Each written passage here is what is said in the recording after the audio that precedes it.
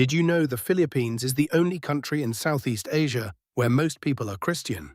And that single fact shapes nearly every misunderstanding a foreigner has the moment they land.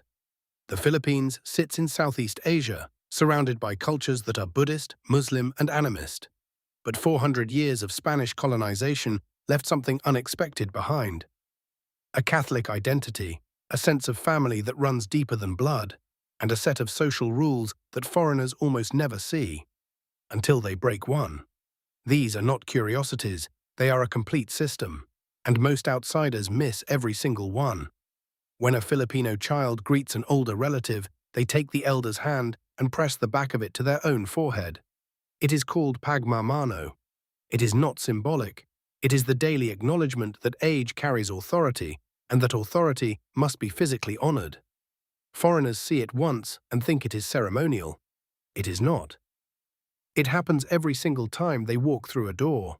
Then there is utang na loob, literally translated, the debt inside your body. When someone does something significant for you in Filipino culture, you do not simply say thank you and move on. The debt lives. It accumulates. It is expected to be repaid, not in money, but in loyalty, in sacrifice, in presence. That is why Filipino families send children abroad to work and send money home for decades. Not because they are obligated by law, because the debt of being raised is never fully paid. Foreigners call it pressure, Filipinos call it love. The second system foreigners miss is shame. In Filipino culture, here is not guilt. Guilt is private. Here is public. It is the fear of losing face, not just your own face, but your family's. That is why a Filipino will rarely say no directly. If you ask them to do something they cannot do, they will say maybe. They will say they are busy. They are not lying.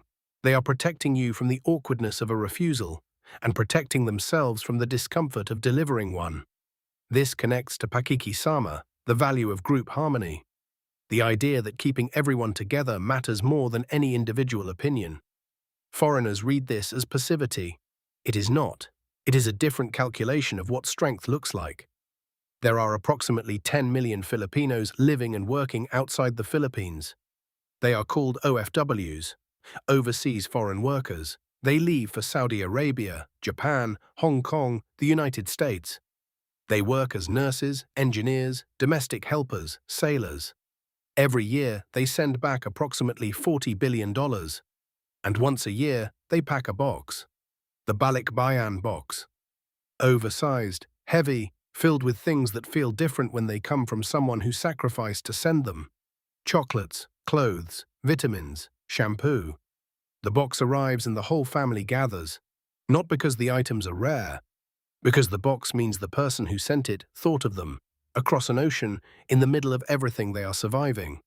It is a letter in the shape of a cardboard box. Every town in the Philippines has a patron saint.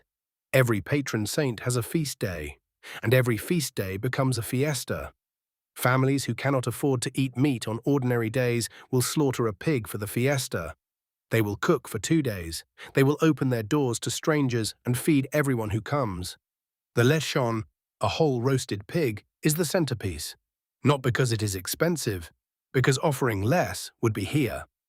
Foreigners ask how they can afford it. They often cannot. That is not the point. What foreigners miss about Filipino culture is not any single custom. It is the architecture underneath all of them. A country that was colonized for centuries by Spain, by America, by Japan, and emerged not with bitterness as its defining feature, but with hospitality. A people who have almost nothing by the world's accounting and give almost everything. The laugh when things go wrong. The box shipped across an ocean. The elder's hand pressed to the forehead of a child.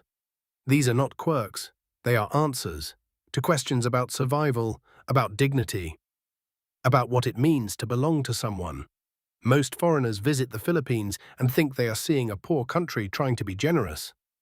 What they are actually seeing is a generous country that happens to be poor. That distinction is everything. If you are Filipino, drop a comment. What did I get right? What did I miss? And if this made you see something differently, you know what to do.